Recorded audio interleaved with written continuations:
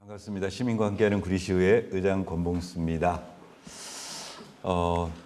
추석 명절 전에 브리핑을 하고 이제 추석 명절 이후에 저희 화요일들이 보통 저희 그 정례 브리핑의 기본적인 처음 의도가 매주 화요일 날 진행되는 주례 보고 그 집행부와의 회의 결과를 우리 언론인분들께 브리핑해서 보다 많은 시민들과 공유하고자 했던 취지였는데, 공교롭게도 이제 추석 연휴 지나고 나서 10월 3일, 10월 10일이 공휴일이고 시민의 날이어서 주례 보고가 없었습니다. 그렇다 보니까 지금 한 3주 만에 오늘 주례 정례 브리핑을 하게 됐습니다. 그런데 오늘 자리를 정례 브리핑 시작하고 오늘 가장 많은 기자님들이 오신 것 같은 느낌입니다. 좌석을 다 채워주셔서 감사드립니다. 식사하시고 또 여러 가지 바쁘신 일정 중에 이렇게 구리시 의회의 정례 브리핑에 참석해 주신 언론인 여러분께 감사드립니다. 이 선한 영향력이라고 할까요? 일단 구리시 의회에서 이렇게 기자님들과 정기적으로 어떤 구리시의 현안이라든가 의회의 상황들을 지금 30여 차례 넘게 이제 브리핑하다 보니까 우리 집행부에서도 전향적으로 기자님들과의 접촉면을 넓히기 위해서 매주 목요일 정례 브리핑을 지금 하고 있고, 또 지금 방금 내려오면서 기자님께 얘기 들었더니 내일은 시장님께서 또 특별 이런 간담회를 하시는 모양입니다.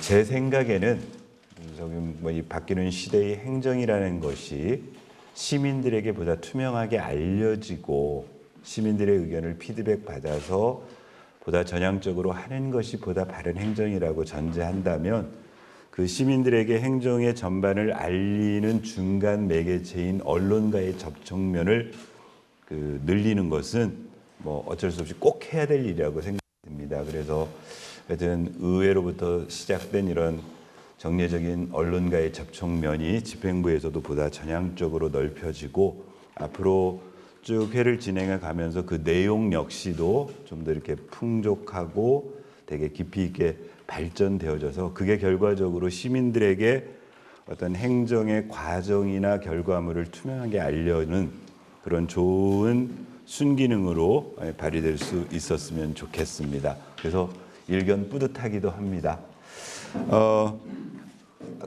좀 전에 설명드렸던 것처럼 2주 동안, 그다음에 추석 전에 하고 나서는 2주 동안 주례 보고를 못했습니다. 그리고 어제 보도자료에 드린 것처럼 집행부로부터 총 13건에 대한 보고를 받았습니다. 요약해 놓은 것처럼 집행부가 준비하고 있는 조례안 6건, 보고안 3건, 동의안 4건 해서 총 13건에 대해서 어제 주례보고를 받았습니다. 1차적으로 먼저 이렇게 주례보고 받은 내용에 대해서 간략하게 어제 내용을 제가 브리핑해 드리고, 이제 그리고 나서 의원님들과 내부적으로 얘기했던 의회 자체 어떤 홍보용 또는 행사 이런 것들에 관해서 후반부에 가서 브리핑해 드리도록 하겠습니다. 첫 번째 보고받은 내용이 하수관상으로 구리시 하수처리시설 및 부대시설 관리 대행 동의안입니다. 저 토평동 쪽에 가면은 하수처리장이 있고 그 옆에 소각장이 있습니다. 지금 여기서 말하는 구리시 하수처리시설이라고 되어 있는 곳이 그 하수처리당, 그리고 그 부대시설이라고 표현된 건 그 하수처리장을 운영하기 위해서 또 이렇게 부수적으로 하는 시설들이 몇 가지가 더 있는데, 이 처리시설을 관리를 외부에다가 관리 대행을 지금 맡기고 있습니다. 당초 이 하수처리장이 신설되고 나서 한동안 이제 공무원들이 직영을 하고 있다가 지난 2015년부터 외부 업체의 관리 대행을 맡기고 있는데, 그 기간이 이제 지나서 계약 기간이 지나서 2024년 4월 1일부터 내년 4월 1일부터 3년간의 기간으로 관리 대행을 다시 맡겨야 될 상황이고, 이 사항은 관련 조례에 의거해서 의회의 동의를 받아야 될 사항입니다.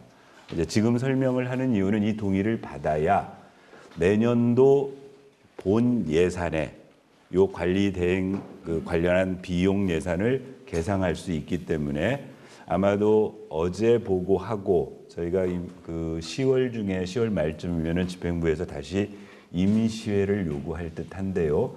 그 임시회에서 이 동의안을 처리해놔야 이제 11월 정례회 때 내년도 2024년도 본 예산 심의를 받을 수 있기 때문에 아마 그래서 어제 설명이 되어졌습니다. 일단 저 구리시 하수 처리 시설 및 부대 시설 관리 대행 동의안인데요. 이제 어제 여기에 운영 방법을 단순 관리 대행이라고 표현을 해서 의원님들이 질문을 했습니다. 이거 단순이 왜 들어간 거냐 그랬더니 관련 법에 단순 관리 대행과 복합 관리 대행이 있다고 합니다.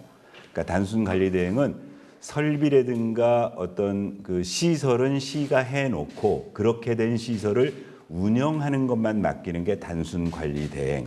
심지어 그 시설 뭐 개선이라든가 시설 보수라든가 시설 변경이라든가 이런 것까지를 맡기는 게 복합 관리 대행이라고 관련법에 되어 있는데 구리시는 이미 되어져 있는 시설을 운영을 맡기는 거기 때문에 단순 관리 대행이다. 그래서 2024년 4월 1일부터 2027년 3월 31일까지 3년간 관리 대행 비용이 소요되는 예산이 총 298억 정도가 들어간다고 어제 이제 설명을 들었습니다. 여기 그 아까 시설이 하수 제목을 하수 처리 시설 및 부대 시설 이렇게 되어 있는데 여기 그냥 단순하게 우리는 하수 처리장 했는데 이 시설이 여러 개가 있습니다. 이렇게 저희들한테 표로 주어져 있는데요. 일단은 하수 처리장이라고 되어 있는 처리장이 시설이 두 개로 제1 하수 처리 시설과 제2 하수 처리 시설 이렇게 구분이 되어 있고요. 또한 분뇨 처리 시설이 있습니다. 분뇨 처리 시설이. 그다음에 그건 지금 토평동 소각장 옆에 있는 시설이고 우민회 쪽에 가면은 우민회 쪽에 있는 하수 처리 시설을 하는 소규모 처리 시설이 하나가 있고요. 또 하나가 뭐가 있냐면은 하수 찌꺼기를 처리하는 그러니까 이 제1, 제2 하수 처리 시설에서 하수를 처리하고 나면 슬러지가 나오는데 그 슬러지를 처리하는 시설이 옆에 별도로 붙어 있고 또 하나 갈매지구 택지 개발 사업이 있으면서 갈매 쪽에는 갈매 수질 보건센터라고 해서 그 갈매 지역에서 나오는 하수를 처리하는 좀 그 소규모의 시설이 있는데 그 시설 그다음에 또 하나가 하수 처리수 지금 하수 처리장에서 하수를 처리하고 나오는 물 맑은 물을 재이용하고 있는데 재이용하고 있는 것들이 어디냐면 실개천이 있습니다. 저 우리 건원대로 동구릉 쪽 가는 길에 큰 그 6차선 대로변 옆에 아파트 쪽에 보시면은요 화단 위쪽으로 실개천을 조성해 가지고 늘 사시사철 물이 흐르도록 되어 있는데 그 물이 하수 처리장에서 하수 처리를 끝낸 물을 그쪽으로 끌고 가서 그걸 흘러가도록 하는데 이제 이것도 하수 처리 시설에서 이용한 물이기 때문에 그 관리권도 이 하수 처리 시설이 하고 있다. 또 하나 이렇게 한 물을 어디에 또 쓰고 있냐면은 도로 청소하는데 다시 쓰고 있습니다. 도로 우리 경춘국도에 가서 보시면은 그 중앙 차단선 아래 여기 이렇게 물 뿜어 나올 수 있도록 되어 있는 게 있습니다. 그래서 하절기에 도로를 청소하거나 온도가 높을 때 온도를 낮추기 위해서 지금 그런 시설이 있는데 그 물이 하수 처리를 한 재이용수로 쓰고 있는 거고요. 그래서 이런 것들을 공급하는 관로라든가 이거의 관리 권한도 요 관리된 업무 범위에 들어간다. 그래서 제목을 하수 처리 시설 및 부대 시설 해가지고 폭넓게 얘기되어 있습니다. 현재는 기존 지금 운영되고 있는 요 관리 대행은 총 인원이 47명인데요. 여기 어제 관리 동의안에 올라온 바에 의하면은 인원이 8명이 증원돼서 총 55명이 들어가게 된다. 근데 이제 이 8명이 늘어나는 이유가 뭐냐? 거기에 이제 그래서 어제 설명할 때 하수 처리 시설 내에 현재는 비상근 5명 그 별도 용역으로 줘가지고 하고 있는 거를 상근 2명으로 줄이면서 상근화 시키면은 용역을 안 주고 하게 되면은 여기 예산 절감 효과가 있어서 시스템을 그렇게 바꾼다. 그래서 2명이 늘어난다. 또 하나는 갈매 수질 보건센터에 현재 인원이 부족해서 1명이 충원돼야 된다.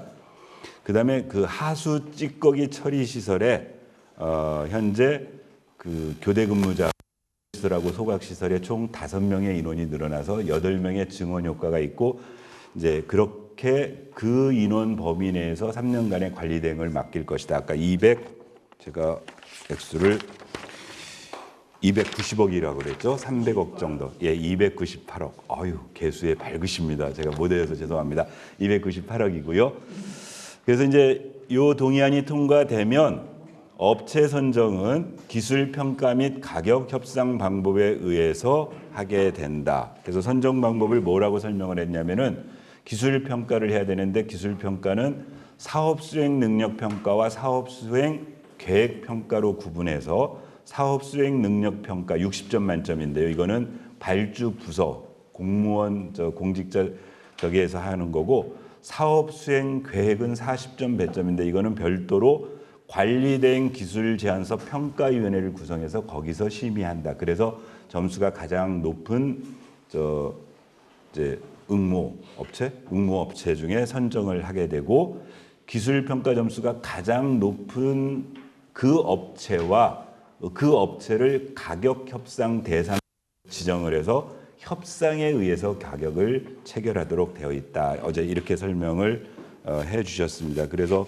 추정 소요 예산에 대해서 쭉 이런저런 설명을 해 주셨습니다. 뭐 운영비가 얼마가 들어간다. 연간 그다음에 3년간 해가지고 구분해서. 자, 이제 이 설명을 들으시고 의원님들이 몇 가지 이제 뭐 질문 과정 또는 이렇게 질의답변 과정들이 있었어요. 하나 질문 내용이 뭐였냐면 이제 아까 말씀드린 대로 현재 47명에서 55명으로 늘려서 앞으로 3년간 이걸 운영하겠다고 하니 어떤 질문이 나오냐면 지금 점점 기술 체계가 좋아져서 어떤 지능화 시스템을 넣겠다고 자꾸 하는데 지능화 시스템 넣겠다고 하면서 인력이 늘어나는 건 이거는 뭔가 얘기가 맞지 않는 거 아니냐. 그랬는데 이제 현실적으로 공정 과정상 지능화 시스템 하는 부분과 인력을 늘리는 부분에 그 어떤 그렇게 언일치가 있어서라는 그런 설명이 있었고요. 이제 또 하나는 만약에 지금 현재 맡고 있는 관리 대행 업체가 아닌 다른 업체가 생겼을 때 고용 승계 문제가 어떻게 되느냐에 대한 의원님들의 질의답변이 있었습니다. 이 부분은 요 관리대행 그 심사위원회에서도 이제 적격한지 여부에 대한 심사위원회에서도 고용 승계 문제를 언급을 했었고 어제 했더니 현재 그 47명 중에 12명 정도는 관리 파트 쪽의 인원이고 나머지 그러니까 47명 중에 12명을 빼면 한 35명은 현장 근무자인데 현장 근무자에 대해서는 고용 승계를 원칙으로 처음 응모 제안서에 낼 것이다. 다만 관리 인력들은 그 실제 이 대행 업무를 맡는 업체의 관리 시스템 노하우니까 아마 교체가 될 것이다. 그래서 그 부분에 대한 얘기가 있었고요. 또 하나는 이제 이 시설에 대한 이해도를 가지면 뭐 이런 거였습니다. 그 아까 부대 시설 중에 건조 시설, 하수 찌꺼기 처리 시설이 있었는데 지금 하수 찌꺼기는 근원적으로 어떻게 하냐면 투 트랩으로 간다는 겁니다. 어제 설명을 들으면 하나는 이제 하수 처리를 하고 나면 거기에 그 슬러지들 건더기가 나온 것들을 그 슬러지를 소각하는 게 하나가 있고 하나는 이거를 건조해 가지고 다른 방식으로 이용되는 게 있어서 여기 보면은 지금 건조시설 용량이 부족해서 건조시설을 자꾸 지금 더 만들고 있는데 그래서 추가적 비용이 발생하는데 그냥 소각시설로 가면 안 되는 거냐 어떻게 일원화시킬 수 있는 방법은 없는 거냐 뭐 등등에 있는데 지금 용량이라든가 구조 또는 여러 가지 뭐 결정 요인 순간 요인 때문에 두 개의 시설을 병합해서 운영하는 것이 훨씬 효율적이라는 그런 답변이 있었습니다. 마지막으로 하나는 뭐였냐면 이제 이게 어제 우리 설명한 이런 겁니다.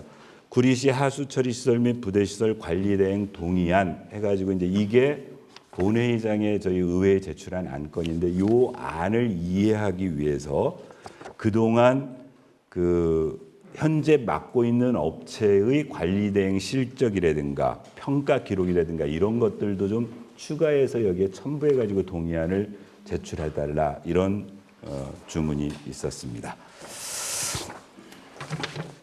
자, 이제 두 번째가 공원녹지과에서 가지고 온 이문안 호수공원 시설 확충 기본 설계 용역 보고 이런 제목으로 가지고 왔습니다. 여기 저희 구리시청 건너편 쪽에 이문안 호수공원이 있는데요. 이문안 호수공원은 이 전사가 이렇습니다. 원래 그 이문안 호수공원은 이게 그냥 저수지처럼 관리되고 있다가 관리가 안 되니까 그야말로 막 쓰레기 들어가고 물이 완전 썩어버린 그래서 악취가 나는 공간이었는데 그리고 이건 사유지였습니다. 통일교 유지재단이 가지고 있던 사유지였는데 이제 시의 필요에 의해 가지고 그 땅을 사서 지금 호수공원으로 지정을 해놨습니다. 그런데 아직 도시계획으로 공원 그 시설로 어떤 도시계획을 지금 바꾸지 않은 상태에서 이 이문안 호수공원을 조성해가지고 운영을 하다 보니까 어떤 문제가 가장 민원이 발생했냐면 그 시설을 이용하는 분들, 그러니까 여기 우리 교문일동 일원의 분들이 이제 저녁에 운동 나오시는데 제일 큰 민원이 화장실 민원이었습니다. 화장실 민원이었는데 그래서 시 입장에서는 예산이 중요한 게 아니고 화장실을 지어드리고 싶어도 아까 말씀드렸던 것처럼 이게 도시계획으로 화장실을 지을 수 있는 공원 용도로 이렇게 도시계획이 바뀌어져 있어야 그 안에 어떤 시설 결정을 해가지고 예산 집행을 할 수 있는데 그런 것들이 되어 있지 않으니까 이제 근원적인 해결책이 없어서 시에서는 임시적으로 주변에 있는 건물의 개방형 화장실을 이용하도록 유도는 하고 있지만 무척 불편해하십니다. 이제 여기서 문제가 출발을 해서 이문안 호수공원을 일단 도시계획을 통해서 그 공원 시설 결정을 하고 그 시설 결정이 끝나는 대로 거기에 화장실도 집어넣고 아울러서 지금 시민들이 이용을 하다 보니까 여러 가지 불편함을 호소하니까 아예 시설을 좀 더 투자하자 이제 여기에서 용역을 하게 된 거고 그 용역 보고를 어제 하러 온 겁니다. 중간 보고를. 그 용역의 개요는 이렇습니다. 용역 제목은 이문안 호수공원 시설 확충 기본 설계 용역이었고요. 용역 내역은 그 안에 수변 데크라든가 조경 시설이라든가 휴게 시설 설치 등 기본 구상안과 시민들의 의견을 설문조사하고 세부 추진 계획을 기본 설계에 반영해라. 그래서 올해 8월 22일부터 올 12월 19일까지 용역 금액은 3,300만 원 정도를 투여해서 하고 있었고 이제 그 전에 지금 요건 지금 공원녹지과에서 하고 있는 거고 그 전 단계로 아까 이게 이루어지려면 뭐가 해야 되냐면 이문안 호수 공원을 공원 시설 결정을 해야 되기 때문에 이미 도시관리 계획에 8월 달에 입안 요청을 제출해 가지고 지금 부서 협의 중이고 있고 이제 요게 완료되어지면 내년도에라도 완료되어지면 요 용역에 의해서 이루어진 시설을 거기에다 집어넣겠다 이렇게 설명했습니다.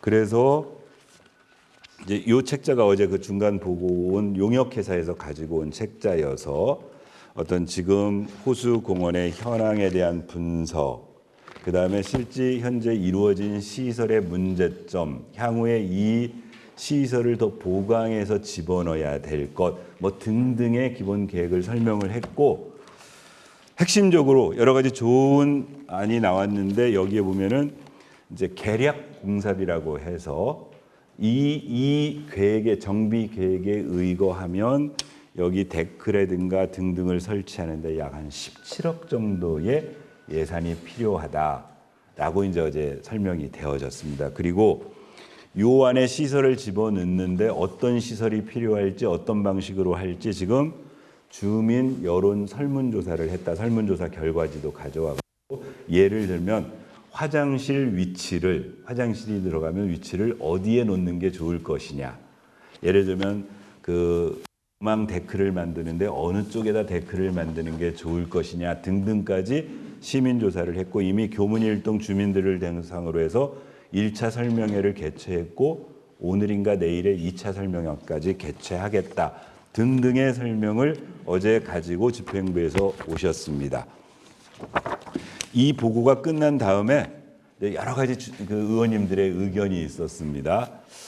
일단 뭐 이런 의견이었습니다. 첫째, 교문일동 주민뿐만이 아니고 이 이문환 호수공원이 위치한 주소지는 교문일동이지만 바로 그 아래쪽 그 이문환로 건너가면 거기는 교문이동인데 교문이동 주민들의 의견도 반영되는 것이 좋지 않겠느냐. 그다음에 아까 이런 주민 이런 뭐 QR 코드라든가 또는 실제로 전화 조사를 통해서 이런 여론 조사를 했다고 하는데 기간이 좀 짧다. 그다음에 이제 거꾸로 아니냐. 예를 들면 지금 이 형태가 주민들의 여러 가지 열린 의견을 반영해 가지고 이 기본 계획을 만든 게 아니고 기본 계획 안에서 예를 들면 A, B, C 대안을 3개 놓고 이 중에 어떤 게 좋으세요 정도가 이번 기본 계획의 지금 폼인데 그게 아니고 거꾸로 했어야 되는 거 아니냐.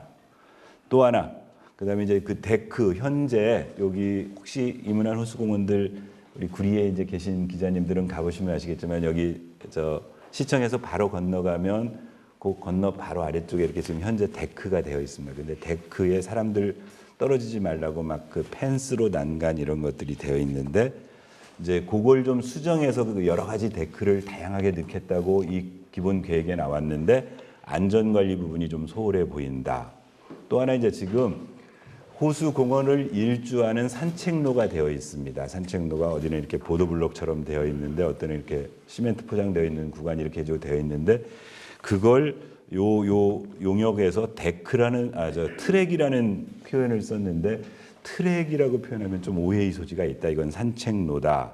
그러면 왜냐하면 트랙이라고 얘기를 하는 순간 자전거 진입 문제가 또 생길 것이다. 뭐 이래서 이런 것들 이제 등등의 설명을 듣고 최종적으로 의회의 우려 사항을 하나 전했습니다. 전하는 게 뭐였냐면은 자, 도시계획이 제대로 계획대로 올 연내 어떻게 잘 처리가 됐다. 그래서 시설을 집어넣을 수 있다. 그런데 아까 말씀드렸던 것처럼 요 계획에 입각해서 예산이 17억, 거기에 부대에서 화장실하고 플러스 이것저것 하면 한 20억 정도 예산이 소요될 텐데 지금 현재 구리시 그 집행부에 어떤 거냐면 내년도 예산 편성을 하고 있습니다. 그래서 각 부서에서 예산 편성을 해서 예산 그 주무 부서 쪽으로 예산이 넘어가는데 그 예산 편성하는 지침 중에 하나가 뭐냐면 지금 우리 정부에서도 세입이 줄어들어서 내년도 예산에 문제가 생길 거라고 지금 우려가 있는 것처럼 그리고 일부 지방자치단체에서 심지어 인건비 지급 문제까지 지금 걱정하고 있는 상황이어서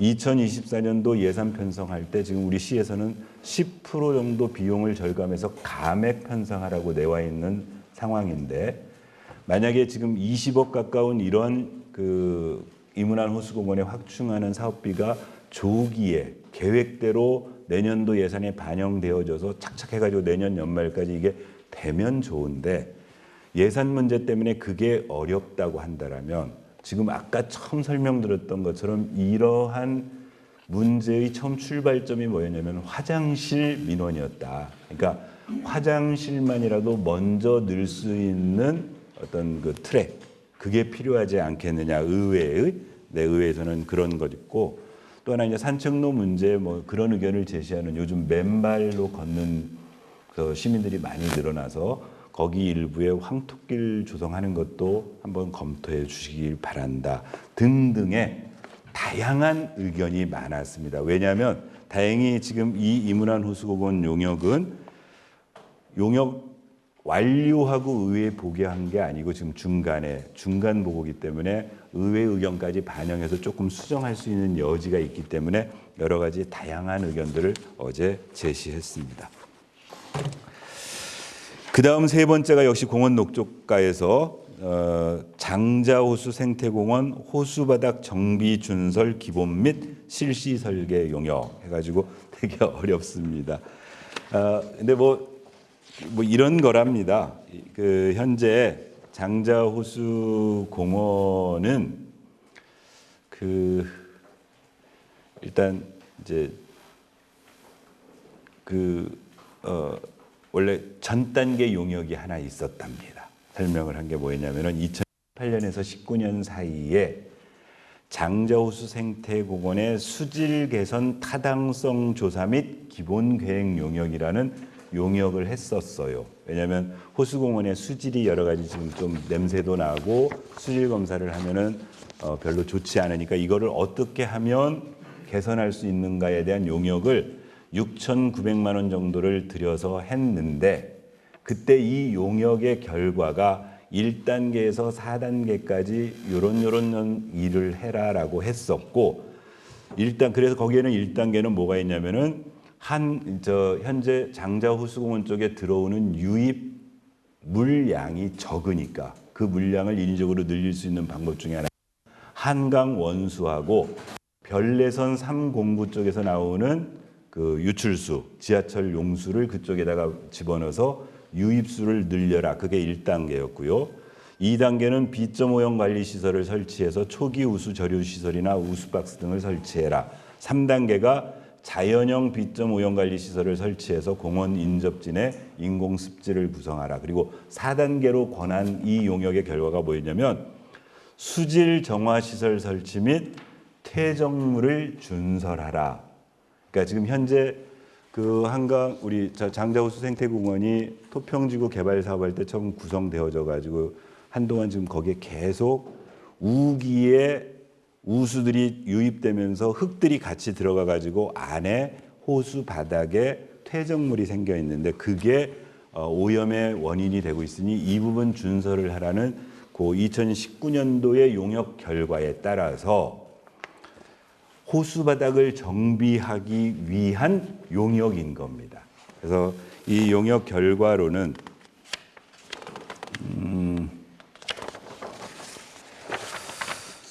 용역 결과는 이제 그 요 용역이 끝나고 나면은 정비 공사해서 준설을 하겠다. 뭐 이런 겁니다. 그럼 여기 한번 요건 요 해당 단면 정도만 보여드리면 될 것 같네요.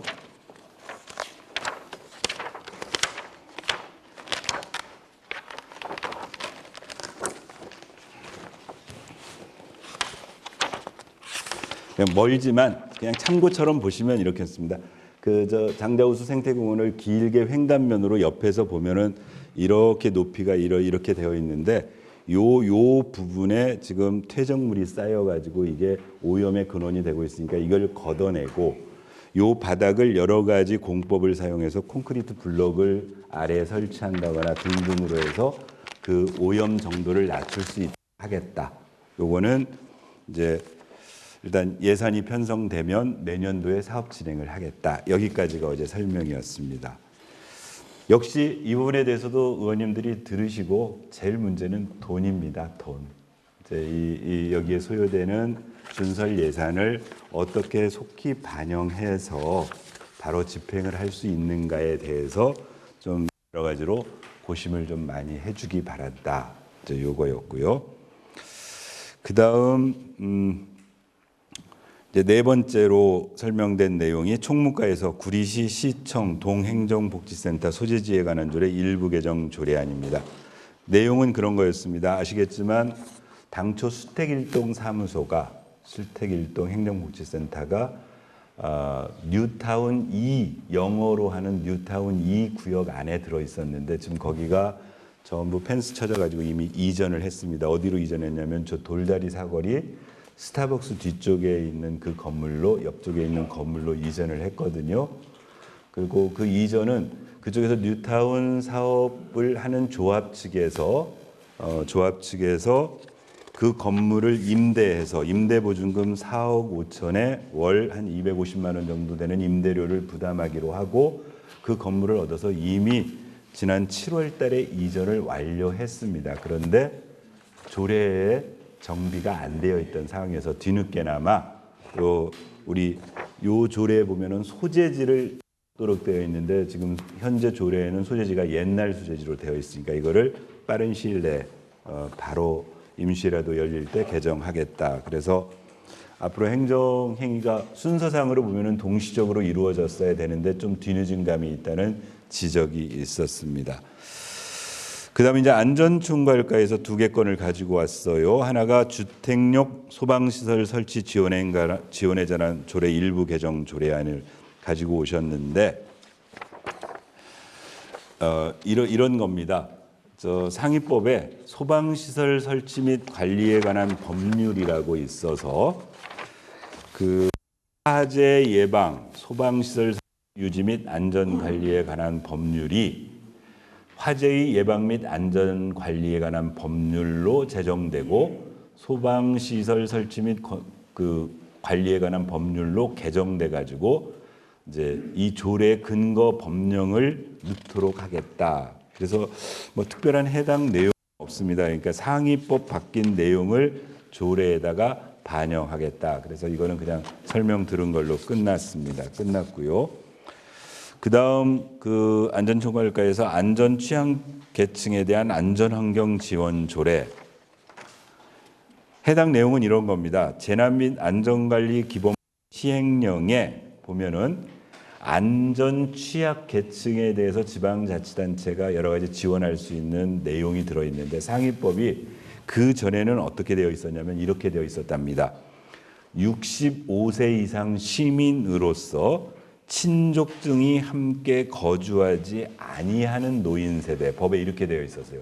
즉 우리가 65세 이상을 노인이라고 하는데 노인 중에 이 안전 취약계층이라고 해가지고 시가 지원할 수 있는 사람은 가족하고 살지 않고 독거노인 세대에 대해서만 지원할 수 있도록 되어 있어서 조례도 그렇게 되어 있었는데 상위 법률이 이제는 독거노인이 아니고 그냥 노인이 계시면 가족하고 계시더라도 노인이 계시면 안전 취약계층으로 보고 지원할 수 있다. 그러면 현재 저희가 뭐 한 3만 1,000명 정도 되는 1,000분 정도 되는 노인 중에 그동안은 독거노인으로 살고 계신 분들만 지원했는데 이제 나머지 분들까지 다 지원할 수 있는 그런 근거 조항을 만들겠다는 조례라고 합니다.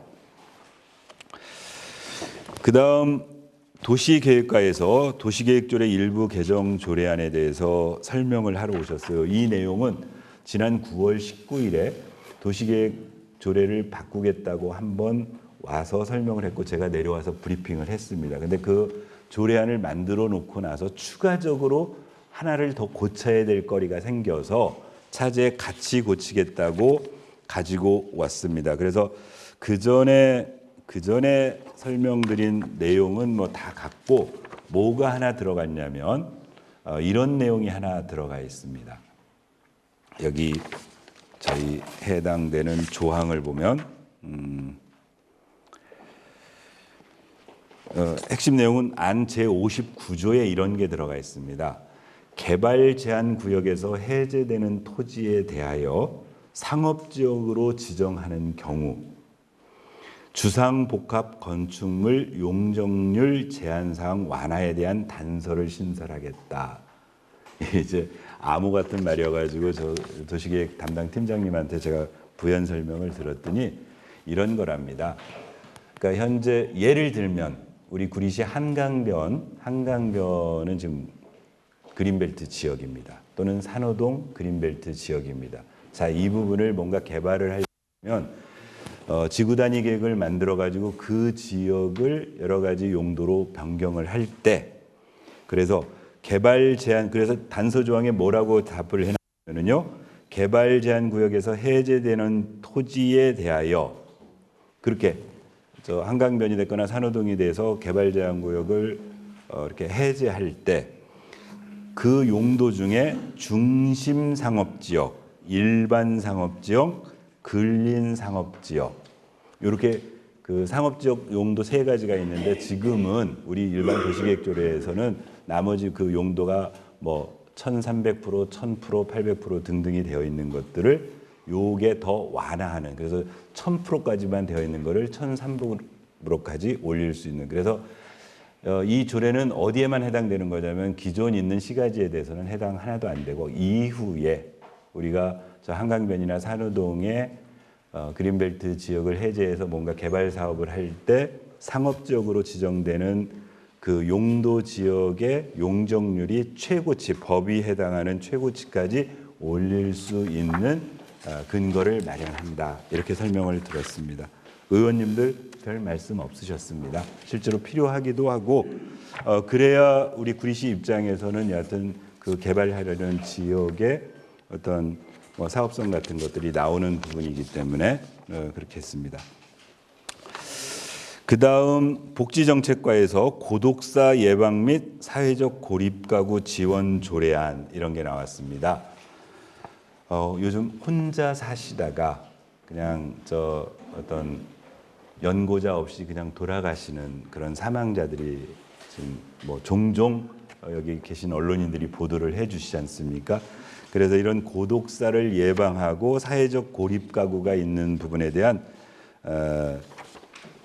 지원을 할 수 있는 근거를 만드는 조례라고 합니다. 이거는 왜 그러냐면 상위 법률이 하나 만들어졌다고 하네요. 뭐냐면 고독사 예방 및 관리에 관한 법률 해가지고 정부에서 이렇게 고독사 뭐 위험이 있는 그런 어떤 고립 가구에 대해서 관리하고 지원하는 법률을 만들었고 그 법률에 의거돼서 우리 시에서도 조례를 만드는 거다. 그래서 특별한 말씀 없으셨습니다. 그다음 역시 복지정책과에서 식품 등 기부 활성화에 관한 조례안 해가지고 역시 이것도 조례를 새로 만드는 조례입니다. 설명이 뭐였냐면 역시 이것도 법률이 있는데요. 식품 등 기부 활성화에 관한 법률 해가지고 있습니다. 쉽게 그냥 우리 시민들께 이해하기 편하게 하려면은 각 시군에 요즘 뭐가 있냐면 푸드뱅크라고 있습니다. 푸드뱅크라고 있어서 어떤 식품 같은 것들 또는 그 반제품, 안제품 등등을 이런 기업 같은 데서 왜냐하면 이게 유통기한이 제한돼 있어서 어떤 일정 기간이 지나면 그건 폐기되어 버리는데 그렇게 하는 것보다는 좀 어려우신 분들에게 전달할 수 있는 그런 방식의 업무를 하는 일을 하는 푸드뱅크들이 존재하고 있고 그것들을 지원할 수 있는 근거 조항 거기에 인건비라든가 운영비를 지원할 수 있는 근거를 만드는 법률이 있고 그 법률에 따라서 조례를 만들어서 그래서 현재 구리시에는 그런 푸드뱅크가 2개가 있어서 그 2개에 대하여서 향후에 뭐 요건이 갖춰지면 조금 더 지원해서 그런 것들을 활성화하겠다 그런 조례안이었습니다. 제정 조례안이었고요. 다음 가족복지과에서 시립 인창 칸타빌 어린이집 민간위탁 동의안 해가지고 가지고 오셨습니다. 어디냐면은 우리 그 인창동에 새로 칸타빌 아파트라고 해가지고 최근에 거기 뭐 이제 그 아파트 조합 문제 때문에 저희가 행정사무조사도 하고 그랬었는데 여하튼 이제 새로 입주가 시작됐습니다. 그런데 현재 거기 가구 수가 300 몇 가구라고 그랬죠? 300 뒤쪽 370가구 정도. 근데 이제 관련 법에는 지금 이렇게 되어 있다고 하네요. 공동주택을 지었을 때 500호 이상 되는 공동주택에 대해서는 어린이집을 의무적으로 국공립 어린이집을 지어야 하는 이제 그런 것들이 의무조항으로 되어 있고 500호가 안 되는 경우에는 협의해가지고 국공립을 지을 수 있는데 인창 칸타빌 아파트 쪽에서 과반수 이상의 찬성을 해가지고 입주민들이 그 단지 안에 국공립 어린이집을 해달라. 그렇게 해서 시에서도 국공립 어린이집을 짓기로 하고 그렇게 아직은 이제 그래서 구체적으로 이 이름이 정해지지 않았기 때문에 가칭이라고 되어 있고 인창 칸타빌 어린이집을 설치하게 되면 그 관리는 어차피 민간 위탁을 하도록 되어 있으니까 절차에 따라서 민간 위탁하겠다. 이렇게 이제 어제 설명을 했었어요. 그래서 이제 그런 아까 300호 이상 되는 것, 그다음에 500호 뭐 이런 관련 법에 대한 설명을 들었고, 그다음에 실제로 만들어졌을 때 지금 인원이 몇 명 정원을 하도록 지금 동의안을 가지고 오셨냐면은 48명을 하도록 가져왔는데 이제 의원님들이 이런저런 질의를 했죠. 거기에 현재 대상 아동이 몇 명이나 되느냐. 그러면 그 48명이라는 정원이 적절하냐, 적은 건 아니냐, 많은 건 아니냐. 근데 여러 가지 집행부에서는 그쪽 해당 아파트 주민들하고 협의한 결과 그 공간에 현재 교실이 4개 정도 들어갈 수 있고 그래서 뭐 더 이상 넓힐 수는 없는 상황이고 지금 주변에 있는 민간 어린이집의 수용률을 보면 90% 이상이기 때문에 충분히 신규로 가는 부분에 대한 소요가 될 것이다 등등. 그래서 어린이집 운영을 하는데 여기서 5년간 어린이집은 관련 법에 의해서 민간 위탁하게 되면 5년을 하도록 지금 그 상위법에 되어 있어서 5년간 맡기는데 총 소요 예산이 한 9억 3천 정도가 들어간다 이렇게 나왔었습니다. 그래서 이런저런 설명을 하고 있다가 저희가 지금 어린이집 또는 그 뭐 이런 그 보육 시설에 대한 민간 위탁을 구대의회에 들어서 의원님들이 이렇게 제안했던 문제가 뭐냐면은 학기 문제였습니다. 학기. 그러니까 어린이집도 그렇고 유치원도 그렇고 보통 3월 학기로 시작되는데 저희는 회계연도가 1월에서 12월까지 되다 보니까 이 계약 기간하고 학기하고 좀 차이가 져서 중간에 여러 가지 그 이렇게 맞추는 문제들을 저희가 조정을 했었는데 이 부분도 이제 지금 현실적으로는 내년도 3월 개원을 목표하고 있지만 집행부 입장은 이런 겁니다. 2월부터 계약을 해야 사전 준비해가지고 3월에 실제 아이들을 받아서 하지 않느냐. 근데 첫 계약을 이렇게 해버리면 계속 2월 달에 하게 되는데 나중에 관리 운영 주체가 바뀔 때 2월이 되면 문제가 있다. 그러니까 3월로 맞출 수 있는 방안을 찾아봐라. 어제 그런 의원님들의 의견이 있어서 실제로 그 민간위탁 공모를 낼 때 3월부터 계약하는 걸 전제로 해서 한번 모집을 해보는 건 어떻겠느냐 그런 제안까지를 어제 드렸었습니다. 그다음 이제 가족복지과에서 역시 또 하나 온 게 구리시 유니세프 한국위원회하고 아동 친화도시 조성을 위한 업무 협약을 맺겠다. 우리 구리시가 아동 친화도시를 지금 지향하고 있는데 이걸 위해서 그 아동 문제와 관련한 국제적 단체인 유니세프하고 업무 협약을 맺겠다. 그래서 뭐 별다른 의견 없이 빨리 맺으셔서 도움 받으셔서 우리 구리시를 아동 친화도시로 잘 만들어 주십시오 하는 부탁의 말씀을 드렸습니다. 자, 그리고 이제 그 주관 부서는 다른데 두 개의 출연 동의안이 있었습니다. 하나는 평생학습과가 관리하고 있는 구리시 청소년재단에 대한 2024년도 출연 동의안, 문화예술과가 관리하고 있는 문화재단에 대해서 2024년도 출연 동의안이 들어왔었습니다.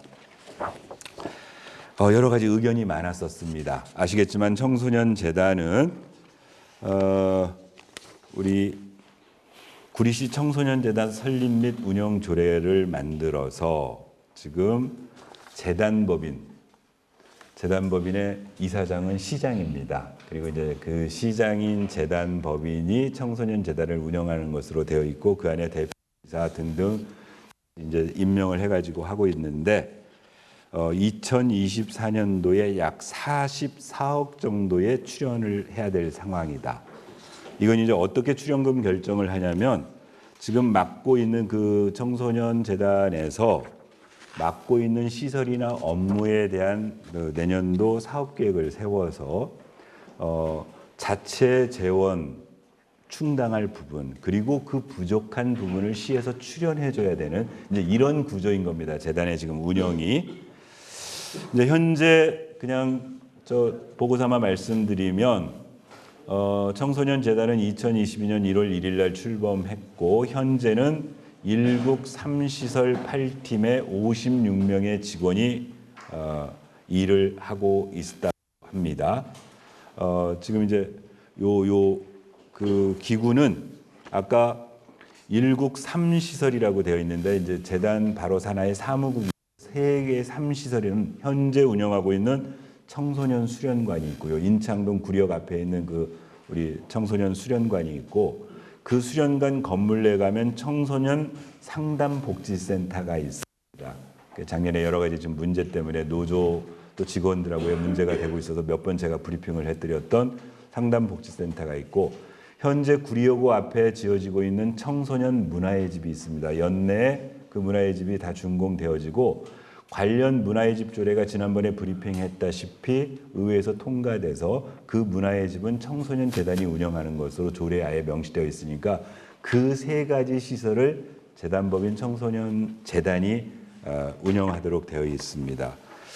그래서 내년도에 이 청소년 재단에서 낸 예산안을 보면 내년도에 우리 출연금 44억 9천하고 자체 수입으로 11억 2천하고 대행 사업 등을 통해서 약 한 14억 해가지고 뭐 기타 한 4억 5천 해서 총 76억 규모의 살림을 하겠다. 그러니까 시에서 그 자체 사업이나 대행 사업을 통해서 수입되는 그 부족분, 그게 44억 9천, 그러니까 한 45억 정도 되는 돈을 출연해달라고 요구했고, 이 출연 돈 그것은 의회에서 동의를 받아야 되니까 어제 설명을 하러 오셨습니다. 핵심 내용은 이거였습니다. 그랬더니 이제 관련해서 의원님들이 몇 가지 지적했는데 제가 메모한 대로 읽어드리겠습니다. 직영할 때보다 재단으로 넘어가면서 오히려 청소년 행사가 더 안 좋아진 것 같다. 보여주기식으로 아이들이 오히려 별 세우는 듯한 행사는 문제가 있는 듯하다. 평생학습과에서 전혀 관리 감독이 안 되어 있는 것 같고, 청소년 재단이 청소년들을 위해서 통합이 되어 체계적으로 관리가 잘 된다는 얘기를 들어야 되는데 잡음이 더 많이 나오는 거 아니냐. 그다음에 조례에 따르면 청소년 문화의 집은 뭐 이거 운영에 대한 얘기가 하나 있었고요. 또 하나는 그 다음에 하나가 이런 겁니다. 이게 시스템의 문제인데요. 이제 일반적으로 우리 행정 각 부서에서 아까 설명드렸지만 지금 행정 각 부서에서 내년도 예산을 짜서 예산 담당 부서로 가면 예산 담당 부서에서 그 규모라든가 이런 것들에 꼼꼼히 살펴보고 그렇게 짜여진 예산안을 11월 20일 날 2차 정례 때 의회로 넘어오면 의회가 예산 항목 하나하나 다 살펴서 다시 한번 예산에 대해서 체크를 할 수 있는 시스템이 되어 있습니다. 그런데 출연금은, 이 재단에 대한 출연금은 지금 되게 그냥 계략적으로 짜여진 이 출연금을 한번 동의안을 의회가 통과시켜버리고 나면 예산 파트 쪽에서도 구체적으로 어떻게 지금 이 예산이 많고 적고 잘 쓰여지고 이런 통제 시스템이 제대로 안 되어 있는 거 아니냐 하는 어제 지적이 많았었습니다. 그래서 차제에 그래서 이제 어떤 걸 물어봤냐면은 재단에서 올린 예산안에 대해서 해당 부서에서 뭔가 좀 살펴가지고 내고한 게 있느냐 그랬더니 뭐 한 5억 정도 내고를 했습니다. 이런 부분에 대해서도 예산 파트 쪽하고도 연결돼서 뭔가 시스템적으로 보완을 해라. 뭐 이런 것들에 예를 들면 그런 거였죠. 저기 우리 시에 아까 말씀드린 건 10% 절감하는 예산을 짜오라고 그랬는데 전혀 재단은 그런 부분들에 대한 반영이 하나도 안 보인다는 얘기는 뭔가 시스템상의 문제가 있는 거 아니냐. 그다음에 이제 또 하나 뭐 이렇게 스쳐가면서 진행했던 게 아까 말씀드린 건 오히려 재단에서 사업을 운영하다 보니까 그 실질적으로 도움자는 원래는 공무원들이 하는 것보다 이렇게 청소년 문제 전문가들이 재단에 맡겨서 하면 원래 이 취지에 맞게 사업이 진행될 거라고 봤는데 오히려 반대의 경우가 있다. 예를 들면 우리 중고등학생들 대상으로 해서 청소년들 외국과의 교류하는 사업이 있었는데 그걸 학기 중에 가니 고등학생들이 학교 뭔가 저기 현장 학습계 내고 자기 학습 문제 이런 결손이 생기면서 가겠느냐. 그러니까 실제로 올해 그 사업을 들여다보니까 중학생들 저학년들만 가는 이런 일이 생긴다라는 지적도 있어서 차제 청소년 재단에서 하고 있는 청소년 관련 사업의 질에 대해서도 잘 따져보라. 이런 요구들이 있었습니다. 이제 그리고 아까 말씀드린 대로 이번에는 우리 문화예술과에서 문화재단 출연 동의안을 가지고 오셨어요. 문화재단 역시 마찬가지입니다. 우리 조례 있죠. 문화재단 설립 및 운영에 관한 조례의거에서 똑같이 시스템은 똑같습니다. 전체 1년에 문화재단에서 써야 될 사업 규모가 존재하는데 예를 들면 그걸 자체 아까 청소년 재단처럼 뭔가 사용료 수익을 받아서 자체 수입이 있고 또는 보조금 수입이 있고 뭐 등등의 사업을 통해서 부족분을 시에다가 출연해달라고 요구를 하는데 어제 이제 현재 그 전에 하나 좀 또 말씀드려야 되겠네요. 현재 문화재단은 역시 2020년 7월 1일 날 했는데 현재는 대표이사, 아까 이사장은 당연직으로 시장이고 실제 관리하는 업무는 대표이사가 맡도록 되어 있는데 대표이사와 사무국장 밑에 3개 팀의 24명으로 현재 운영되고 있다. 정원은 26명인데 현원은 22명이다. 그 3개 팀이라는 건 경영지원팀, 문화사업팀, 문화진흥팀으로 이루어졌다. 이제 그리고 예산 내역을 가지고 왔는데 어제 이제 요 예산과 관련해서 그래서 여러 가지 문제가 좀 있었습니다. 뭐냐면 똑같은 아까 저쪽에 세입처럼 여기 수익에 뭐가 있냐면요. 사용료 수익, 입장료 수익이 있고 보조금 수익이 있고 출연금 수익이 있고 후원금, 출연금 이자 수익, 기타 영업 수익 해가지고 이제 우리 저 일반 행정으로 말하면 세입에 존재하는 거고 이제 세출은 그걸 쓰는 것들이니까 이제 뭐 이런 것들이 존재하는데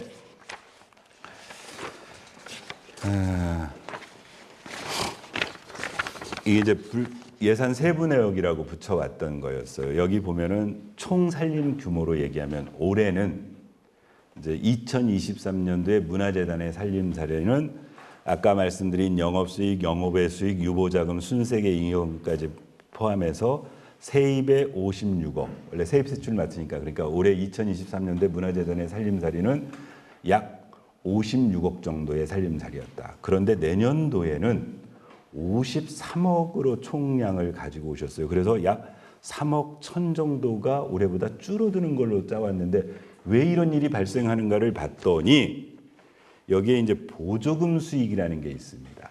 그러니까 예를 들면 이제 문화재단의 설명, 해당 과의 설명은 그런 거예요. 뭐 경기문화재단이 됐건 등등의 공모 사업을 통해서 그 사업비가 들어오는 걸 수익으로 보조금 수익으로 잡는데 올해는 그게 6억 2천 정도 계상이 되어져서 총액으로 56억이 됐는데 일단 내년도에는 영원으로 해놨어요. 영원으로.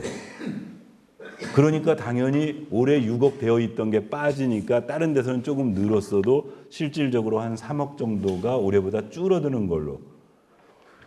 어제 의원님들 예산이 도대체 이런 예산이 어디 있는지 거기에선 얘기는 뭐냐면은 공모사업이 얼마가 될지 몰라서 예산서에 넣을 수 없습니다.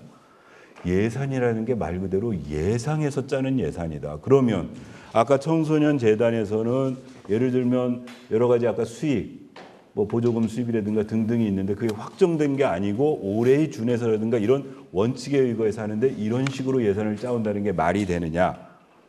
그래서 역시 이 부분에 대한 통제 시스템도 아직 예산 부서하고 연결이 안 되는 것 같으니 잘 살펴봐라. 그 다음에 이제 뭐 등등이 있었고 그 다음에 이제 문화재단을 그랬더니 우리 문화재단 살림살이를 경기도 31개 시군과 비교해서 설명을 하시길래 그렇게 설명하는 건 무리다. 예를 들면 문화재단의 객석 규모가 1,500석인 시하고 우리처럼 600석인 시하고 문화재단에 운영하는 캐파가 다른데 그거를 그렇게 일관해서 비교 설명하는 건 온당치 않다. 뭐 이런 지적도 있었고요. 또 하나 여기 이제 순세계 잉여금이라는 게 있습니다. 아까 말씀드린 대로 재단에 출연한 자금은 1년 살림살이를 끝난 다음에 그게 남는다고 해서 우리 시로 다시 출연된 걸 돌려주는 게 아닙니다. 일단 딱 나가고 나면 안 쓴 자금은 순세계 잉여금으로 관리를 하고 있는데 재단 같은 경우 문화재단 같은 경우에 유보자금이라고 해서 순세계 잉여금이 현재 올해 13억이 잡혀 있습니다. 결국 그동안 출연했던 것들 물론 이 원인 중에 하나가 뭐냐면 코로나입니다. 코로나 세워져 가지고 했던 것들. 그래서 요 순세계 잉여금에 관한 그 어떤 활용 방안, 유보자금을 어떻게 쓰고 어떻게 할지에 대해서도 잘 검토해봐라. 그 다음에 또 하나는 지금 우리 백경현 시장이 들어오시고 이제 문화재단 대표이사를 새로 하면서 메세나 활동에 대한 언급이 있었습니다. 아시겠지만 기업의 이익을 소위 문화 파트 쪽에 이제 이 도네이션하는 그런 운동들을 하고 있고 그런 것들을 가장 효과적으로 문화재단에서 여러 가지 아이템을 받아서 늘리는 것이 문화재단의 능력인데 그렇게 해서 지금 시장 또는 새로운 대표이사도 그런 사업을 하겠다고 강조했는데 예산서를 보니 올해 후원금 수익이 1,400이었는데 내년도 예산도 1,400억을 하겠다. 이게 도대체 구호하고 내년도 살림을 하려는 예산하고 전혀 일치하지 않는 부분들이 존재한다. 이런 거에 대한 비판이 있어서 일단 문화재단과 관련해서는 담당 국장에게 어차피 이 출연 동의안은 어제 사전 보고인 거고 본회의장에서 국장이 설명해야 됩니다. 그래서 본회의에 이 동의안 상정하기 전에 일부 오늘 지적된 내용 또는 보완될 내용에 대해서 수정해서 동의안을 제출하는 것이 옳아 보인다. 그렇게 준비하시라고 어제 설명을 드렸습니다. 처음에 13건이라서 얼른 오전 중에 회의하고 오후에 1시간쯤 회의해서 끝나겠다 생각을 했는데 아까 말씀드렸던 것처럼 오전에 얘기가 길어지고 저녁 시간에 출연 동의안 2건에 대한 얘기들이 길어져서 결국은 어제 4시 반에 주례 보고를 끝냈었습니다. 이상이 어제 그 주례 보고 들은 13건에 대한 내용이었습니다. 우선 혹시라도 그냥 제가 할게요. 이 부분에 대해서 혹시 궁금하신 게 있으면 제가 설명드리고 나머지 빠른 시간 내에 몇 가지 우리 의회 내부적으로 그다음에 또 제가 홍보를 부탁드릴 부탁의 파트도 있어서 하도록 하겠습니다. 네. 네, 정명달 기자인데요. 네. 일단 질문에 앞서서 네. 지금 이 브리핑이 지금 딱 보니까 55분인데요. 네. 이게 보통의 이제 시정 연설이라든지 이런 거 할 때도 기자들 질의응답까지 1시간을 보통 넘기지는 않아요. 그러니까 제가 너무 당황했죠. 네, 그래서 다음에는 이런 13건이 있더라도 국민 핵심 포인트 한 3개 정도만 네, 그렇게 하겠습니다. 하시고 나머지는 네. 기자가 질문하면 네. 거기에서 답변해 주시면 그렇게 하겠습니다. 네, 질문 드리겠습니다. 네. 그 구리시 고독사 예방 및 사회적 고립 가구 지원 조례 네. 여기에 대해서 설명을 읽기만 하시고 예. 그냥 지나가시는데 네. 이게 사실은 그 내용이 네. 굉장히 중요할 거라고 보는데요. 네. 지금 이게 상위법이 제정이 되어 있고 하면 네. 여기서 구체적인 어떤 그 지원 조례 내용이 있는지 예. 한두 가지만. 네. 제가 이제 뭐 자세하게 설명을 뭐 일부러도 안 드린 이유 중에 하나가 대부분 이런 조례가 근거를 마련하는 조례입니다. 대부분 무언가를 지원하게 되면 현재 지방자치단체에서 지원을 할 때 딱 걸리는 게 선거법입니다. 시장이 근거 없이 뭔가 시민들에게 뭘 제공하면 무조건 선거법에서 선관위에서 문제 제기를 하는 거고, 그래서 이 대부분 이런 지원 조례하는 목적 정의, 그다음에 시장이 책무하고 지원의 범위들이 됐는데, 심지어 지원의 범위도 무척 이렇게 애둘러서 이렇게 넓게 잡습니다. 그래서 여기 보면은 이제 추진계획 수립해라, 실태조사해라. 실태조사해라도 하라가 아니고 할 수 있다. 그 다음에 지원 대상은 상위법에서 요구하는 대상. 그래서 거기 보면은 7조 지원 대상에 보면은 시장은 다음 각호에 해당하는 사람을 지원 대상자로 한데, 거기 보면 뭐가 있냐면 고독사 위험자 및 사회적 고립 가구, 재가복지 서비스를 받지 않는 가구 중 건강 상태, 경제 상태, 사회적 관계, 접촉 빈도 등이 취약한 사람, 그 밖에 지원이 필요. 그리고 나서 핵심적으로 지원할 수 있는 지원 사업이 이렇게 명기되어 있습니다. 첫째, 심리상담 및 심리치료 지원, 정기적인 안부 확인 및 돌봄 지원, 긴급의료 방문간호 응급안전 알림 서비스 지원, 고독사 예방 및 사회적 고립가구 지원에 관한 조사 연구 교육 홍보 사업, 스마트 시스템 기술을 활용한 안전관리 구축 운영 지원, 지역사회 안전망 및 민간복지 자원 발굴 연계 서비스, 그 밖에 고독사 예방 및 지원을 위해 시장이 필요하다고. 어제 그래서 어떤 지적이 나왔냐면요, 이미 일정 부분, 예를 들면 독거노인 관리하는 건 사회복지 시스템에서 관리를 하고 있고 또는 등등이 되어 있는데, 이걸 이런 새로운 조례를 통해서 하는 이유가 너무 방만해지지 않느냐, 이제 그런 지적이 있는데, 국가 법 체계가 예를 들면 사회복지 대상자들을 관리하는, 예를 들면 그렇지 않습니까? 기초생활수급자에 대해서는, 또는 독거노인에 대해서는, 또는 뭔가 질병에 걸려가지고 지원이 필요한 이런 법률이 존재함에도 불구하고 그 법망 바깥에 나와 있는 사회적 어떤 그 고립 세대들이 존재하니까, 그래서 상위법에서 이제 그런. 네. 지금 아까 얘기하신 게 안전취약계층에 이건 안전총괄과에서 이제 네. 얘기하신 거고, 네. 가족복지과, 복지정책과. 네. 근데 이게 참 안전총괄과에서 이게 복지 파트인데. 안전총괄과에서는 안전과 관련된 뭐 용구라든가 대부분 이제 안전총괄과에서 지급하는 건. 네. 어떤 이제 행정에 네. 어떤 컨트롤 타워라는 게 있어야. 네. 있어야 어떤 이 컨트롤 타워에서 안전총괄과에서 이게 내려주던, 나는 복지 정책을 뭐나 내려주던, 이게 컨트롤 타워가 있어야 되는데, 지금 구리시 같은 경우는 그게 전혀 없다 보니까 비슷한 것들이 각 과마다 이렇게 펼쳐져 있고, 그리고 이게 지금 그 고독사 예방 및 사회적 고립가구 지원 조례안 이 역시도 지금 그 구체적인 아까 얘기하셨던 기존에 하고 있는 그런 내용들이 상당수 지금 포함이 되어 있는 것 같고. 네, 그럴 수 있습니다. 네, 그래서 이 조례안을 만드는 목적이 정말 고독사를 예방하고, 만약에 고독사가 이루어졌다면 이루어진 그 고독사 당한 그 사람들을 어떻게 지원할 것인가, 여기에 대한 구체적인 게 있어야 되는데. 하나만요. 예, 하나만요. 아까 안전총괄과에서 지은 그 취약계층 지원하고 요 지금 고독사 예방학은 조금 개념은 다릅니다. 왜 다르냐면 대표적으로 뭐가 있냐면 그런 거죠. 안전총괄과에서 하는 건 혹시 보셨겠지만 우리 뭐 소방서에서 화재 예방해가지고 독거노인 집안에 화재 감지하는 시스템을 한다거나, 또는 예를 들면 안전총괄과에서는 그런 안전과 관련된 부분에 대한 지원인데 이미 하고 있습니다. 다만 이번에 개정 조례안의 핵심은 뭐냐면 그전에는 그 대상이 독거노인 세대였는데 이번에는 독거노인이 아니고 노인 세대로, 왜? 상위법이 바뀌었으니까요. 또 하나, 이제 두 번째 이쪽 복지 파트 쪽에서 하고 있는 것들은 말씀하신 대로 이 조례나 그 상위법이 가지고 있는 포괄하는 부분이 이미 개별화돼서 지원하는 시스템은 존재하고 있어요, 법이.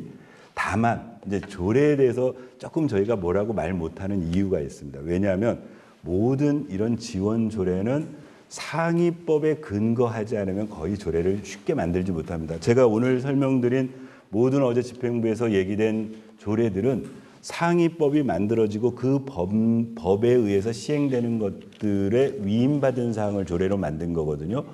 이제 그런 이 체계를 만드는 건 이 지방 정부나 지방의회에서 할 일이 아니고 국회나 중앙정부에서 해줘야 될 일입니다. 지금 말씀하신 그 체계를 하나로 묶어서 가장 효율적으로, 그러면 방만하게 흩어져 있는 법을 한 법으로 모아서 그렇게 체계를 내려줘야 지방정부에서도 그 일이 가능한데, 이미 중앙정부에서 각각의 법을 만들어 가지고 있는데, 만약 이런 거죠. 고독사 예방 및 사회적 고립가구 지원 조례안을 안 만들어 놓으면 상위법에 의해서 그 법에 의거한 국비, 사업이 존재하거나, 또는 이건 이미 경기도에서 조례를 만들었단 말입니다. 그러면 이 조례에 의거해서 도에서 내려오는 도비와 링크돼서 우리 시가 사업을 할 수 있는 근거가 없어집니다. 이제 그런 구조적인 문제가 있어서 지적하신 부분은 의회에서 늘 의원님들이 지적하는데, 다만 결국 결론의 귀결점은 이건 중앙정부 또는 국회에서 이 체계를 갖춰주지 않으면 지방정부 입장에서는 안 할 수 없는 것들이 많다는 그런 점을 양해해 주시기를 바랍니다. 네, 저기 예, 정진우 기자. 네. 저기 이문환 호수공원에 아까 시내 네네. 신국바퀴 팻말로 네네. 그 시설이랄지 지금 장자 호수공원 네네. 보면 반려견들이 나와가지고 그 변들 그 대체 세우시고, 네. 그 다음에 그 퀵보드 자전거, 네. 심지어는 어제도 보니까 이문화 호수전 공원에 그 짜장면 배달하는 오토바이들, 그 좁은 도로에 막 그냥 평화처럼 다니는 그 안전 대책을 좀 세워주시기 바랍니다. 예. 그렇게 계획에 반영하도록 집행부에 차제 이문환 호수공원 만약에 이런 종합 계획에 의거해서 정비 작업을 할 때 우리 정 기자님이 제안하신 그런 부분에 대해서 반영될 수 있도록 의회에서 촉구하겠습니다. 네, 네 우리 장지호 수생 호수 생태공원이라고. 예, 장자 호수공원이요. 네, 호수공원 생태공원이었는데 네. 바닥을 정비를 할 때 콘크리트를 타설해야 된다는 얘기가. 아니요, 타설 아니고 어제 이제 설명드리기로 이제 그 기술적인 건데, 일단 긁어내고 나면 소위 무슨 그 콘크리트 매트라는 게 있답니다. 그러니까 말이야. 네. 그거 지금 안 중요하는. 네네. 그렇게 하면은 결국은 그게 생태공원이냐는 그 어떤 그 공원 자체에 대한 의문점이 생기는데. 네. 그것을 자갈로 그 고운 자갈로 이렇게 제가 오해의 소지가 있게 설명드렸나 봅니다. 이제 그러니까 아까 얘기한 대로 몇 가지 지금 이게 계획 중간이지 않습니까? 대안이 몇 가지가 있었어요. 1안, 2안, 3안, 4안 등등의 검토하고 있는 안이어서 사실은 저도 이공계가 아니어서 기술적으로 잘 모릅니다. 그러니까 어떤 방식으로 그걸 어떻게 하는가에 대해서는 여러 가지 대안들을 가지고 충분히 검토도. 지금 기자님께서 말씀하신 말이 생태공원인데 거기에 아마 인공적인 시설을 넣는 것이 생태공원의 취지에 맞지 않느냐 하는 부분들에 대한 지적은 또 전달해서 이후에 그 대안 중에 실지 실행하는 안을 결정할 때 참고하도록 그렇게 권하도록 하겠습니다. 네, 우리 오 기자님. 네, 말씀해주십시오. 경기 오석 기자인데요. 네, 저는 구리시 하수 처리 시설 네, 관련된 외부 업체를 선정하는 과정에서 네, 이거는 뭐 집행부에서 좀 발생하긴 한데 어떤 여러 가지 점에서 평가 기준이 네, 공정한지 네, 또 그거를 평가하는 기관이 심의기관이 어떻게 또 구성되어 있는지 네. 이런 부분에 대해서 의회에서 어느 정도 견제와 감시를 잘 하고 있는지에 대한 뭐 비하인드 스토리 같은 게 있으면 좀 얘기해 주시면. 이제 현실적으로 제 개인적으로 보면은 전무합니다. 왜 그러냐면요, 제가 의원 활동하던 4대 5대 의회 시절에는 아까 말한 대로 공무원들이 직접 관리하는 직접 관리 체제였고 지난 2015년 이후에 민간에다가 지금 관리 대행을 맡겼는데 현재 관리 대행 기관을 선정하는 과정, 그러니까 2년 반 전에 이른 현재 9대 의회 의원님들 8번 중에 우리 부의장님 한 분만 8대 의회 때 계셨으니까 그때 어떤 절차였는가, 그건 이제 행정사무감사라든가 저희 의회가 할 수 있는 일은 시스템에 대해서 조례든 뭐 이런 것들에 대해서 저희가 만들어 놓고 집행이 제대로 됐느냐는 결국 행정사무감사를 통해서 봤어야 되는데 아직 그럴 계기가 없었죠. 이제 만약에 올해 이 동의안이 관리대행 동의안이 통과돼서 내년도에 올 연말에 관리대행 업체를 선정하는 과정이 진행되면 내년도 행정사무감사 시에 오 기자님이 말씀하신 것처럼 어떤 선정 기준의 적합성이라든가 또는 그 안에 뭐 담합이라든가 여러 가지 뭐 어떤 그 관계의 문제 이런 것들은 행정사무감사에서 따져볼 수밖에 없는 사항인 것 같습니다. 내년도에 지적하시는 부분은 내년도에 잊지 말고 제가 의원님들께 전달해서 잘 살펴보시도록 그렇게 하겠습니다. 왜냐하면 상당히 규모가 큰 관리대행이지 않습니까? 290억이면은. 네. 예. 이제 없으시면 요거 이제 그렇게 하고 이제 몇 가지 제가 별지를 드린 게 있습니다. 별지 드린 거는 이제 조금 부탁드리려고 합니다. 이미 보도 자료를 보내드렸습니다. 지방자치의 날 기념 행사를 만들겠다. 그래서 많은 기자님들께서 보도해 주셔서 오늘 아침에 우리 홍보팀에서 스크랩한 거 보니까 한 30개 매체에서 이 보도를 해 주셨어요. 이런 문제의식이었습니다. 아시겠지만 10월 29일이 지방자치의 날입니다. 2012년도에 제정되어져서 지방자치의 날인데 행안부에서 그냥 기념식 간단하게 하고 나면 끝납니다. 근데 말 그대로 이 지방자치 제도가 제대로 실행되고 하는 것들의 의미가 상당 부분 크기 때문에 국가가 지방자치의 날이라고 법정 기념일로 지정됐는데 어느 시군에서 제가 검색해 본 결과로는 별도로 이런 어떤 지방자치의 날을 의미를 새기는 일들을 하고 있지 않아서 제가 올해 초에 우리 사무과 직원들하고 구리시부터 한번 해보자. 그래서 지방자치의 날 기념 행사를 추진했고요. 말 그대로 두 번 이틀에 걸쳐서 합니다. 하나는 26일 날은 구리 아트홀 유채꽃 소극장 한 280석 되는데요. 거기에서 이제 지방자치의 주체 중에 하나가 우리 지방의회가 있고 지방자치 단체 장이 있는데 장은 워낙 공직사회를 이끌기 때문에 개별화되기 쉽지 않고 또 하나는 현재 법률적으로는 지방자치 체계가 거기까지 내려가지 않지만 동별로 구성되어 있는 지민자치위원회와 주민자치회가 나중에 지방자치가 더 깊어지면 동별자치까지 가게 되면 장기적으로 자치의 일원이 될 거다. 그래서 이번에는 주민자치협의회와 협조해서 우리 축하 공연 한 3분도 지방 주민자치위원회와 관련돼 있는 위원님 중에 모시고 그래서 제가 여기 프로필도 다 보내드렸고요. 그 다음에 강의도 이런 주민자치, 지방자치의 의미를 새길 수 있는 강의를 듣고 하자. 그래서 이날 26일 날 하게 되고 27일 날은 요 자리에서 그동안 유공자들, 특히 주민자치위원님들 중에 대상되는 분들, 지방의회 발전 또는 지방자치 발전을 위해서 헌신하신 분들에 대한 표창 행사를 하겠다 이렇게 해서 혹시 저희 보도자료 보내드렸는데 아직 저 보도 안 해주신 저 기자님들 계시면 꼭 보도해달라고 부탁드리려고 제가 자료 다시 한번 가지고 나왔고요. 그 다음에 이제 참고자료 2번으로 되어 있는 것은 저희 구리시의회 자치법규 위반 매뉴얼입니다. 지난번에 한번 설명드린 대로 그동안 의원 발의 조례들이 저희 시군만이 아니고 다른 시군도 마찬가지입니다. 의원 상호 간의 조례 입법을 하다 보니까 야박하게 집행부 상대하는 것처럼 이게 옳으냐 그러냐 왜 이러냐 이런 거 따지지 못하는데 그러다 보면은 부실한 조례가 만들어질 수 있다. 그래서 저희는 매뉴얼에 따라서 하자. 그래서 이번에 최종 저희가 확정된 안입니다. 그래서 저희 구리시의회는 의원이 조례를 만들고 싶으면 일단 정책지원팀의 정책지원관들의 도움을 받아서 조례 입법을 일단 초안을 만들고 집행부의 의견조회 해가지고 그 의견조회가 오면 전문위원실에서 검토보고서를 작성을 하고 저희 그전에 매뉴얼의 뒤쪽에 보시면은 예를 들면 공청회를 한다든가 찬반 토론을 한다든가 간담회를 한다든가 등등의 과정을 거쳐서 나온 의견을 받아가지고 다시 집행부 의견 조회하고 그러고 나면 입법 내고에서 일련의 절차를 하자.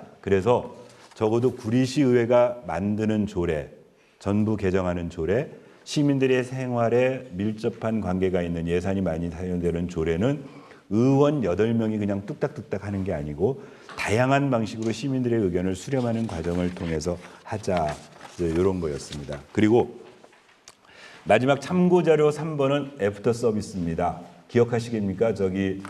지난 추석 전에 제가 설명드릴 때 바로 추석 연휴 전에 마지막 이 의정 브리핑을 할 때 도서관 조례와 관련된 설명을 한번 드린 적이 있습니다. 저희 도서관이 4개가 있는데 현재 리모델링 공사를 하고 있는 교문도서관을 시에서는 방정환 도서관으로 이름을 바꾸겠다. 그래서 의회에다가 조례안을 냈는데 그 조례안 부결됐습니다.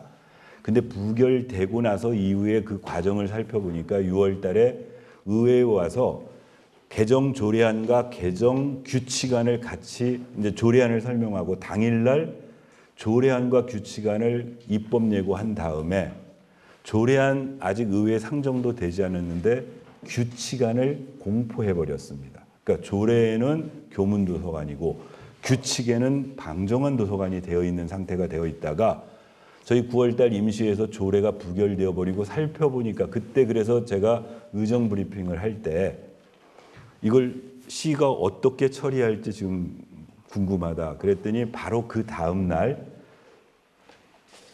자치법규 규칙 개정안을 다시 시가 공고한 겁니다. 그러니까 그때 그 임의로 교문도서관을 방정환 도서관으로 고쳐놨던 규칙안을 다시 교문도서관으로 고치겠다는 규칙안. 그래서 이제 요 입법 예고 기간이 끝나서 공포가 되면 그 이유를 제가 좀 살펴보지 않았는데 아직 기간이 도래하지 않아서 다시 규칙도 원래대로 교문도서관으로 환원될 거다.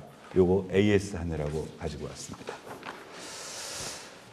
이상입니다. 우리 장 기자님 말씀하신 대로 다음부터는 하여튼 축소해서 최대한 30분을 초과하지 않도록 그래서 총량을 1시간을 넘지 않도록 그렇게 하도록 하겠습니다. 여하튼 오늘 한 3주 만에 하는 우리 의정 브리핑에 이렇게 많은 분들이 와 주셔서 감사드리고요.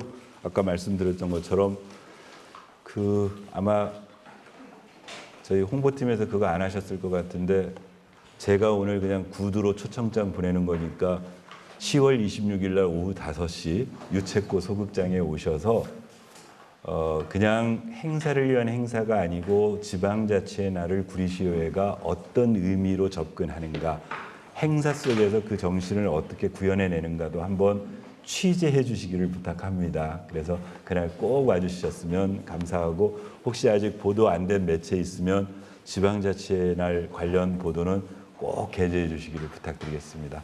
예, 이상입니다. 고맙습니다.